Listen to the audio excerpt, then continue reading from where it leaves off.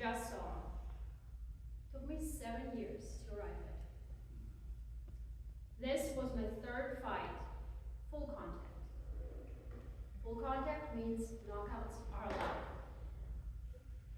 Leading up to this, I fought 4 times, point sparring. No knockouts allowed, but not easier to win. This fight was pathetic. Compared to the fights I had led against myself, in past years, I trained hard to overcome fear, anxiety, doubt, pain, poor decisions that left my body being undernourished and burnt out. But I also learned so much more valuable things. Recovery, health, personal development, community. And I learned how to keep functioning and going when your body and mind scream for you to give up. Every morning I repeat to myself, I choose to do hard things. Adversity is my home. Calm gives me clarity. I have this internal voice that never quiets. It says things like, do more, do better, don't be weak, be useful, fill the gap. I don't gravitate toward hard things because I enjoy suffering, even if it seems like that sometimes. I gravitate toward them because the biggest growth tends to hide behind the most resistance.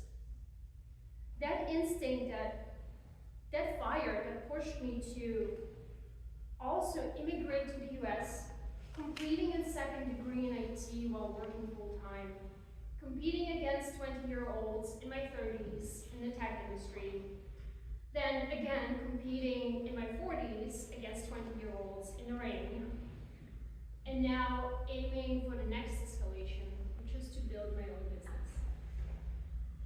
This fire inside me, it drives me and gives me the energy to do these things. But it also burns me. I frequently go through burnouts. As a fighter, I was going through these burnouts more often than usually. And I finally started seeing the pattern, a system for pressure. Decide, stress, adapt. Step 1, decide.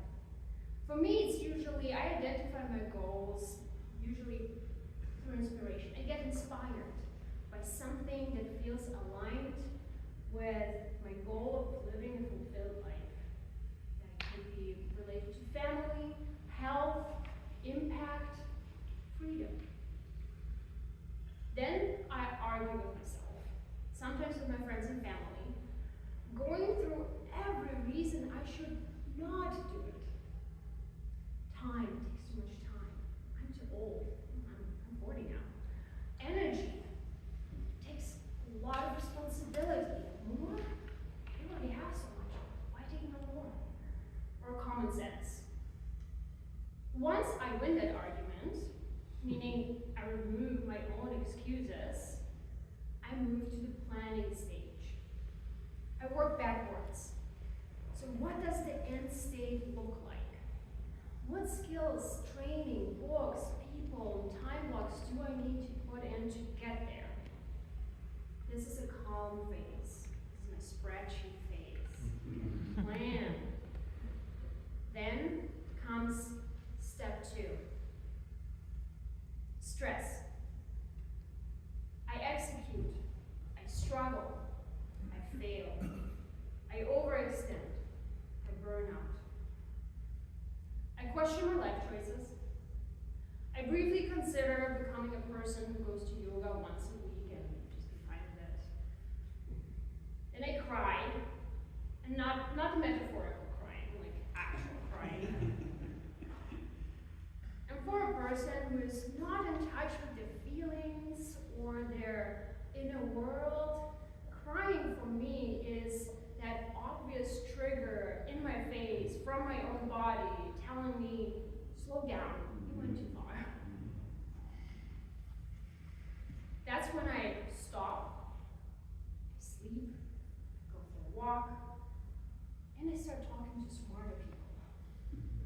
My coaches, my mentors, people with an alarming ability to look directly into my soul and say the right thing at that moment to bring me back. Sometimes the reset comes from books. Books such as Undeniable and Endure by Cameron Haynes, or Can't Hurt Me by David Goggins. The conclusion is always the same. If humans can survive that, speaking of David Goggins, I don't get to quit my thing. This brings me to step 3, adapt.